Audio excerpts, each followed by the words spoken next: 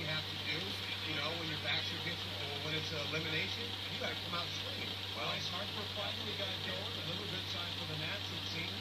Youngest ever hit triple in the postseason, by the way, on this play. I think relay right there, absolutely scuffed it. I mean, you feel badly for Wainwright when he walks off the field.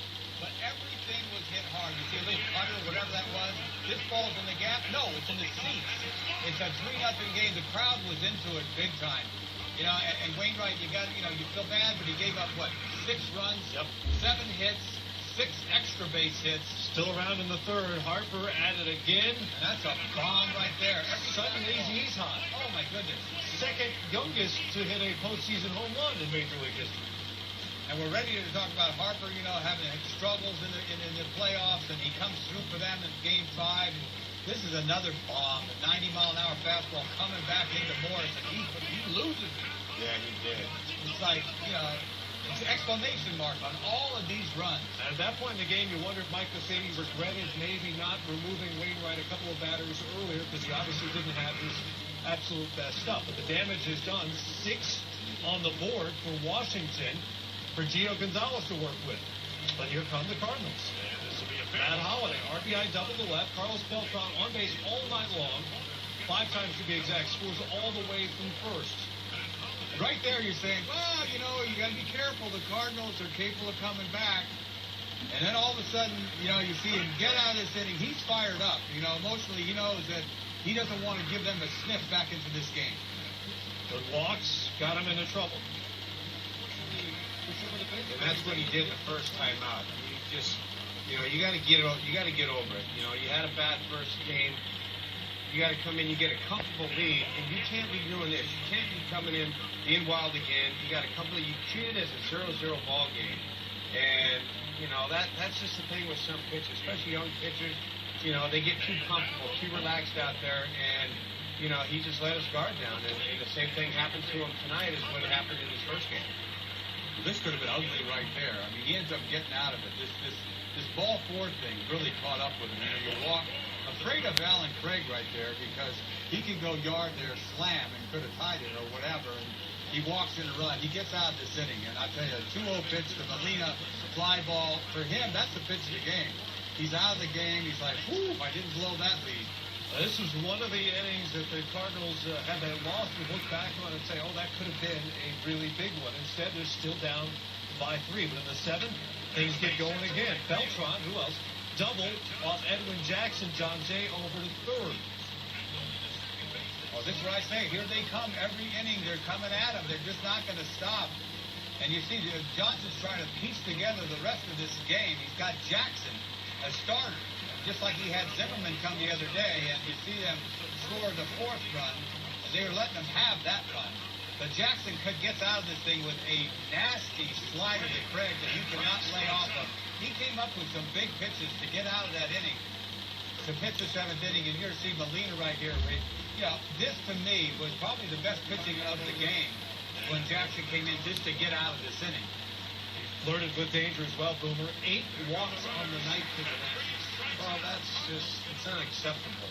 I mean, when you get a lead like that, you just can't go in there and thinking that you're comfortable at all. I mean, everybody who came into this game for them seemed to be giving up a run. And you think that this guy, he's been stellar the whole time. Clifford, and all of a sudden he serves up a home run right here. And the pesky Cards just keep nipping away. And, but they get an assurance run for one thing. And you think it's over.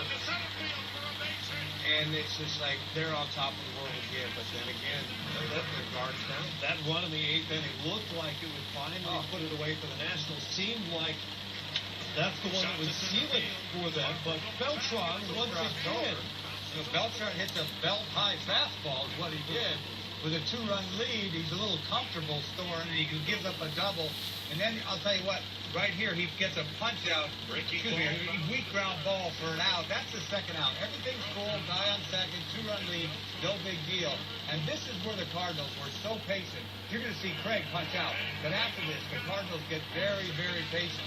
Molina works a walk. How he laid off a couple of these pitches is beyond me. Not that one in particular, but the pitch before it. Yeah. And then you're going to see Freeze. He lays off a lot of fastballs in this at bat that he just missed outside with, and he yanks another fastball.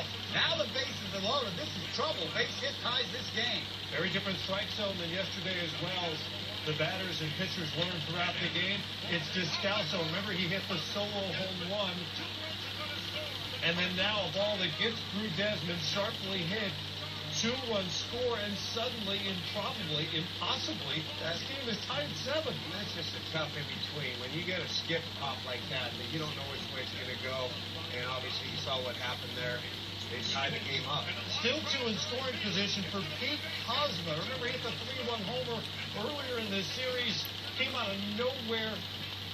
That would be replaced Rafael Furcal. He played virtually the entire season in the minors. And it's 9-7 for Jason Motta gets the second inning. Ooh. And I tell you what, you got to feel badly for Washington. You really do. I mean, the crowd was so jazzed all night long. Everybody is just so, I mean, this is like shocking. I mean, this has been such a great season, the best record in the National League, and they're going home. Yeah. That says it all. From the Nationals fans, you could see the tension building on their faces. Great shots from our TBS crew throughout the night, showing you how they were feeling it. And if you've been in that seat, you've been in that position, you're thinking, what is happening? The league just keeps slipping away and away and away. And somehow, this Cardinal team keeps doing this. 6 in a row now. Somehow San Francisco's probably getting on a plane right now. Yeah, they were waiting. Right, and go San back Francisco was home. waiting in Cincinnati to figure out if they were going to Washington or back to San Francisco. Now will be the Cardinals visiting San Francisco to start the NLCS. Davey Johnson on the pain of this Game 5 loss.